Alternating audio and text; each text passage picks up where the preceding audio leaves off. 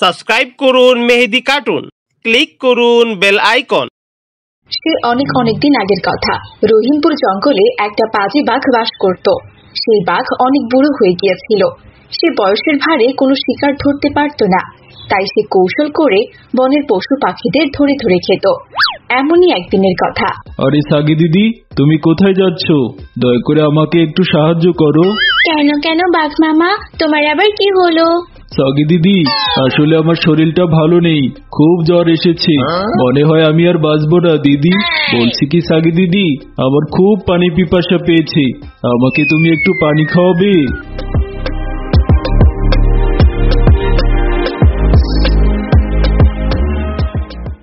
বাঘের এমন কথা শুনে ছাগিটি নদী থেকে একটুখানি পানি এনে বাঘটির সামনে রাখলো, আর তখনই বাঘ ছাগিকে ধরে খেয়ে ফেললো। এভাবেই দুষ্টু বাঘের দিন কাটছিল।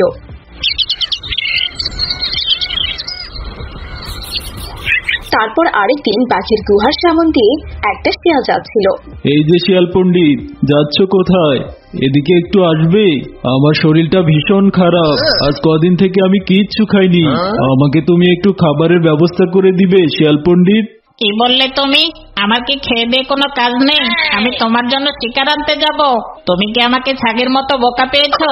তুমি ভেবেছো কি আমি তোমার কীর্তিকলাপ সম্পর্কে জানি না? তুমি যে কালকে ছাগিকে চালাকি করে খেয়ে ফেলেছো সেটা আমি ঠিক দেখেছি। তোমাকে শিকার এনে দিতে গিয়ে তোমার শিকার হওয়ার আমার কোনো ইচ্ছে নেই। আমি তোমার এই বদ কীর্তিকলাপের কথা এই জঙ্গলের সবাইকে বলে দিব। আমি দেখতে চাই এরপর তুমি এই জঙ্গলে কি করে থাকো। বজ্জাত বাক্য থাকার এই শিয়াল পণ্ডিতকে খেতে চেয়েছে, ওর এত বড় সাহস। এই বলে শিয়ালটি সেখান থেকে চলে গেল। আস্তে আস্তে পুরো বনের পশুরা জেনে গেল যে বাঘ মিথ্যে কথা বলে পশুদের ধরে ধরে খায়, আর বনের পশুরা নিজেদের বাঁচানোর জন্য বাঘের কাছাকাছি আসতো না। সবাই চিটার বাঘের থেকে দূরে দূরে থাকতো। বাঘ বুড়ো হওয়ায় ছুটে শিকারও ধরতে পারত না। আরে ধুর, এভাবে কি আর দিন চলে? দুদিন থেকে তো দেখছি আমার ধারের কাছেও কেউ আসছে না। মনে হচ্ছে এই জঙ্গলের সবার কাছে আমার কৌশল ফাঁস হয়ে গেছে। এই জঙ্গলে আর থাকা যাবে না, অন্য জঙ্গল খুঁজে বের করে সেখানে চলে যেতে হবে। আমি এক কাজ করি, পাশের জঙ্গলে চলে যাই, সেখানে তো আমার সম্পর্কে কেউ জানে না, সেখানে আবার নতুন কোনো ফোন দিয়ে এটে শিকার ধরে খেতে হবে। যেমন ভাবনা ঠিক তেমনই কাজ।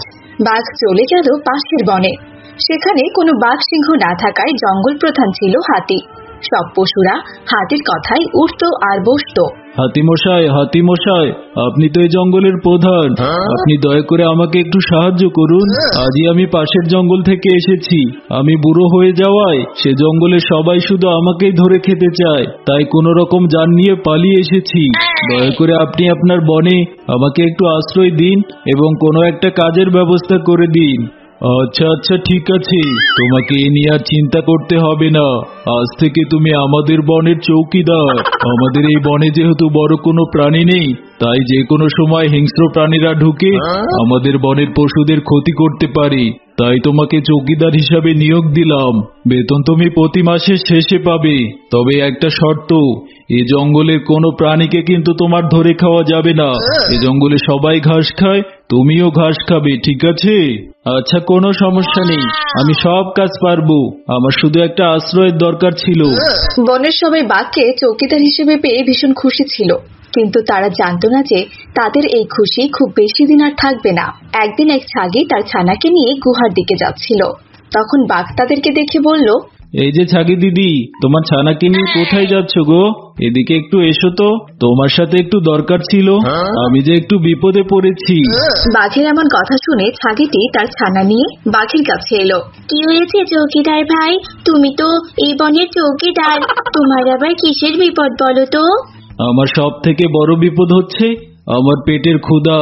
এই ক্ষুধার জন্যই আমি তোকে এখানে ডেকে এনেছি, এখন আমি তোকে খাবো। এই বলে বাঘটি ছাগি ও তার ছানাকে ধরে খেয়ে নিল। এভাবেই দুষ্টু বাঘের দিন কাটছিল। একদিন বনে লালি নামের একটি গাভী অসুস্থ হয়ে পড়েছিল। তাকে দেখতে বনের সবাই এসেছিল। লালি, ঔষধগুলো তুমি ঠিক মতো খেও, ঠিক আছে? আর বাঘ শোনো, আজ তুমি লালির সাথেই থেকো। ও যেহেতু অসুস্থ, রাতে যে কোনো কিছু ঘটে যেতে পারে। তুমি আজ রাত ওকে ভালো করে পাহারা দিবে। আপনি কোনো চিন্তা করবেন না হাতি মশাই, আমি লালিকে ঠিক দেখে রাখবো। বাঘের কথায় সবাই খুব খুশি হলো আর সবাই সেখান থেকে চলে গেল। রাত হতেই বাঘ লালিকে শিকার করলো। লালিকে তো শিকার করে ফেললাম, কিন্তু ওকে এখন খাওয়া যাবে না। কাল সকালবেলা সবাইকে ওর লাশ দেখানোর পর এবং ভুলভাল বুঝিয়ে তারপর আমাকে খেতে হবে।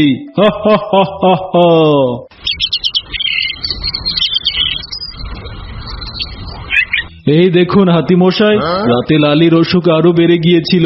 আমি অনেক চেষ্টা করেছি ওকে বাঁচানোর জন্য, ওষুধও খাইয়ে দিয়েছিলাম, আপনাদের ডাকারও চেষ্টা করেছিলাম, কিন্তু লালি আমাকে যেতে দেয়নি। ও আমাকে বলল ওর কাছে থাকতে, ওর নাকি সময় শেষ হয়ে গেছে। কিন্তু শেষমেশ আমি ওকে আর বাঁচাতে পারলাম না। লালি আমাদের সবাইকে ছেড়ে চিরদিনের জন্য চলে গেছে। ইস, লালির জন্য খুব খারাপ লাগছে। লালির মতো অবস্থা এই জঙ্গলে যেন আর কোনো প্রাণীর না হয়। বাঘ, তুমি লালিকে এখন পুঁতে রাখার ব্যবস্থা করো। এই বলে হাতি আর অন্যান্য পশুরা সেখান থেকে চলে যায়। তখন বাঘ মনের আনন্দে লালিকে খেতে থাকে। যাক বাবা, এই বনে এসে চালাকি করে তো শিকার ধরে খাচ্ছি, বাকি জীবনটা এভাবেই কৌশল করে এ বনে থেকে যেতে হবে আর শিকার ধরে ধরে খেতে হবে। কিন্তু এই বনে থাকতে হলে আগে ওই দুষ্ট পাজি হাতিকে সরাতে হবে। ওই দুষ্ট হাতি কিনা আমার উপর হুকুম চালায়। এবার আমি ওই হাতিকে মজা দেখাবো। এই বন ছেড়ে ওকে চিরদিনের জন্য জাহান্নামে পাঠিয়ে দিব। তারপর আমি হয়ে উঠব এই বনের রাজা।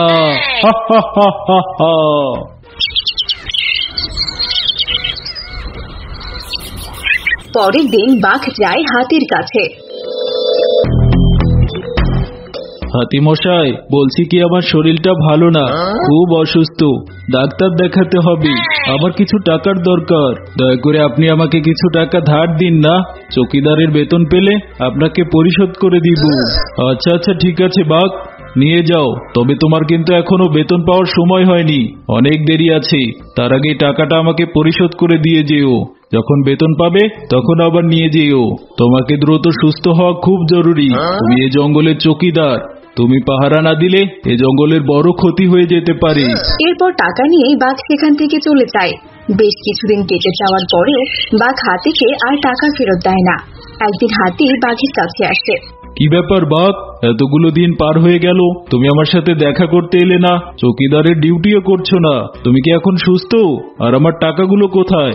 হ্যাঁ হ্যাঁ হাতি মশাই, আমি একদম সুস্থ আছি।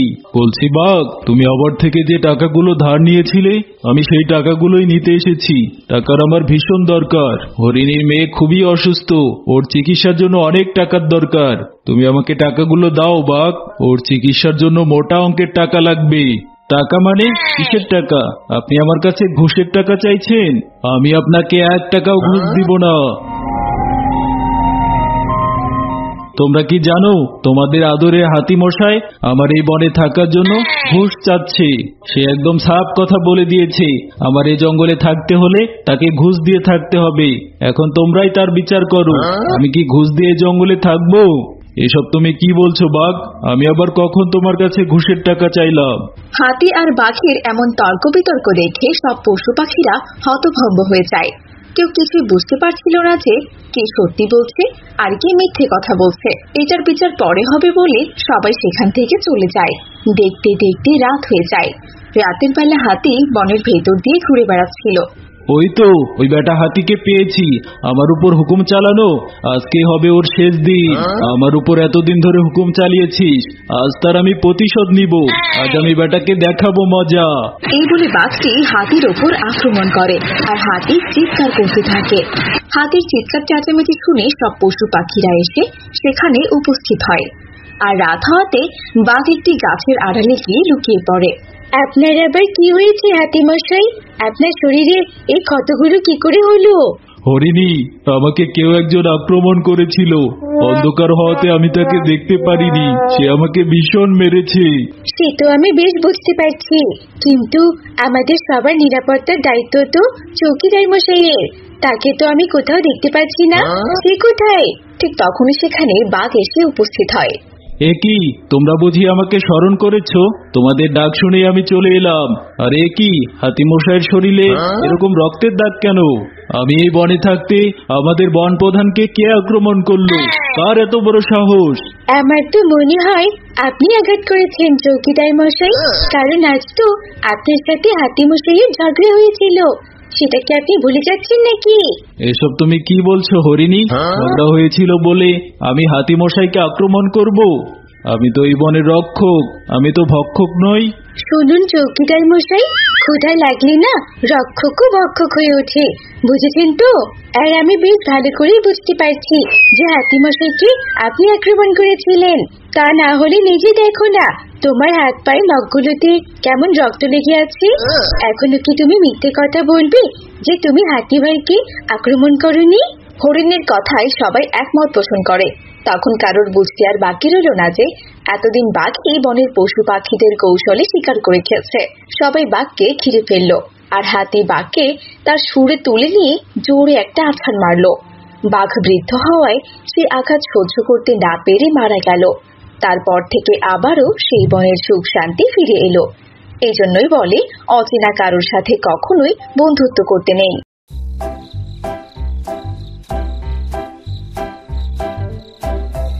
এভাবে রাতের বেলা ঘুরতে যা ভালো লাগে না, ভীষণ মজা হয়। আকাশে কত সুন্দর চাঁদের আলো, চারিদিকে আলো একেবারে ঝলমল করছে। এমন জ্যোৎস্না রাতে গান গাইতে ঘুরতে ভালোই লাগে। মিসকে শিয়াল নিজের মনের মাধুরী মিশিয়ে গান গাইতে থাকে আর রাস্তা দিয়ে হাঁটতে থাকে। আকাশে তখন চাঁদের আলো ঝলমল করছিল। এমন সময় মিসকে কিছু অদ্ভুত শব্দ শুনতে পায়। আরে আরে, এভাবে শব্দ করছে কি? কি ভয়ঙ্কর শব্দ! ওরে বাবা, কোনো হিংস্র জন্তু নয় তো আবার? ও মাগো, ভয়ে তো আমার শরীর একদম শিউরে উঠছে। কোথায় ভাবলাম একটু চন্দ্রবিলাস করব, কিন্তু এখন তো দেখছি আমাকে বোধবিলাস করতে হবে। মিসকে শিয়াল তবুও মনের মাঝে সাহস নিয়ে সামনের দিকে হেঁটে যেতে থাকে, কিন্তু তবুও বারবার ভয়ঙ্কর শব্দ হতেই থাকে। এতে মিসকে কিছুটা ভয় পেয়ে যায়। এমন সময় মিসকে একটা পশুর ছানা দেখতে পায়। আরে, এটা আবার কার ছায়া? দেখি তো ভালো করে, আশেপাশে কেউ আছে নাকি? এরপর মিসকে আশেপাশে ভালো করে তাকায়, কিন্তু কাউকেই দেখতে পারে না। এতে মিসকে বেশ চিন্তিত হয়ে যায়। আরে এ কি, ছায়া আছে কিন্তু কোনো পশু নেই! ওরে বাবা রে, কি ভয়ঙ্কর ব্যাপার! পালা মিসকে, এখনই পালা! নিশ্চয়ই এখানে কোনো আত্মা এসে হাজির হয়েছে। মিসকে প্রাণ নিয়ে দৌড়াতে থাকে। মিসকে ভয়ে আর পেছনে তাকায় না। মিসকের মনে হতে থাকে মিসকের পিছু কেউ ছুটছে। মিসকে দৌড়াতে দৌড়াতে নিজের গুহায় চলে আসে আর জ্ঞান হারিয়ে ফেলে। এইভাবেই সেই রাত কেটে যায়। পরের দিন সকালে মিসকে, এই মিসকে, কি রে, তুই কিনা এখনো পড়ে পড়ে ঘুমাচ্ছিস? তোকে তো এত বেলা অবধি কখনো ঘুমাতে দেখি না। কি রে, আমার কথা শুনতে পাচ্ছিস না নাকি?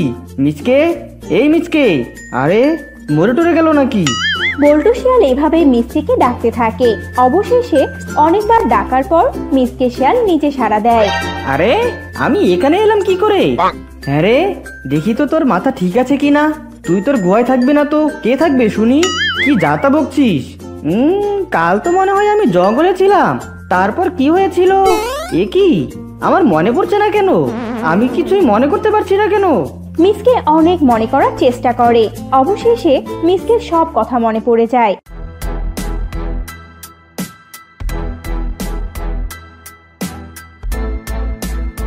হ্যাঁ, মনে পড়েছে বন্ধু, কাল নিশ্চয় আমি কোনো ভূতের খপ্পরে পড়েছিলাম।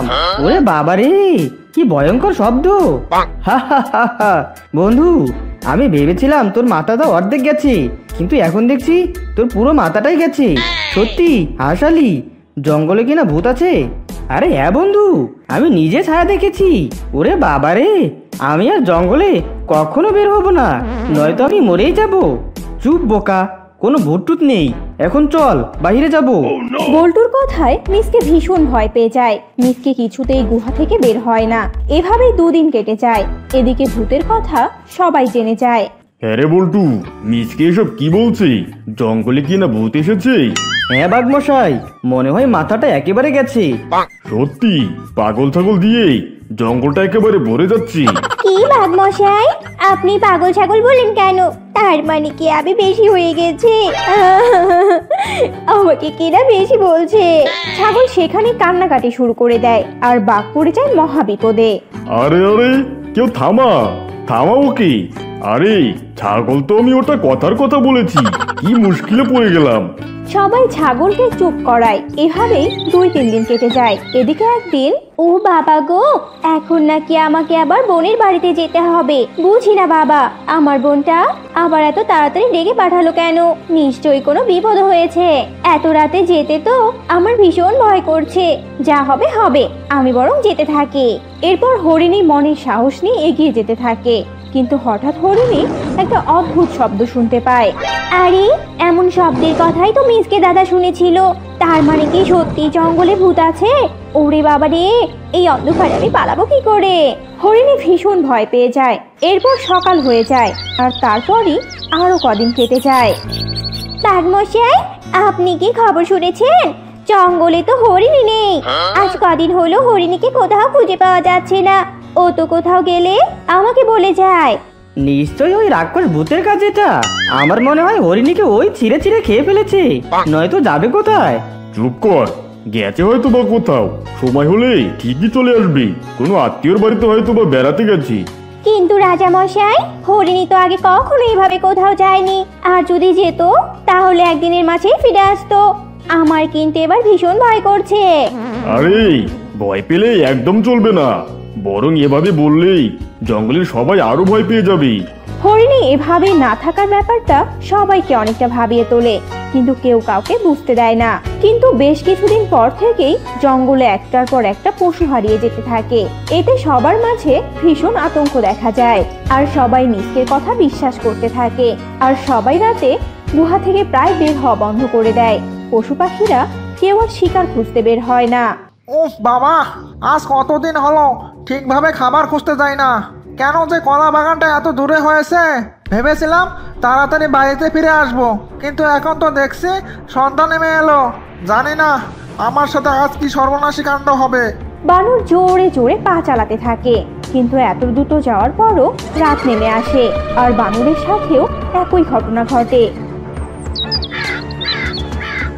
আরে কি মিসকে, তুই হাঁপাচ্ছিস কেন? আবার কোনো খারাপ খবর আছে নাকি? নতুন করে আবার কি হলো? সে আর খারাপ খবর, ভয়ঙ্কর খারাপ খবর। বানরের মৃতদেহ তো নদীর পাড়ে পাওয়া গেছে। পুরো শরীর একদম রক্তে ভেজা। দেখেই মনে হচ্ছে বানরকে কেউ চিড়ে চিড়ে খেয়েছে। কি হচ্ছে এসব জঙ্গলে? তাই নাকি? চল তো আমরা গিয়ে দেখি। এই চলো সবাই। এরপর সবাই মিলে জঙ্গলের নদীর পাড়ে যায়।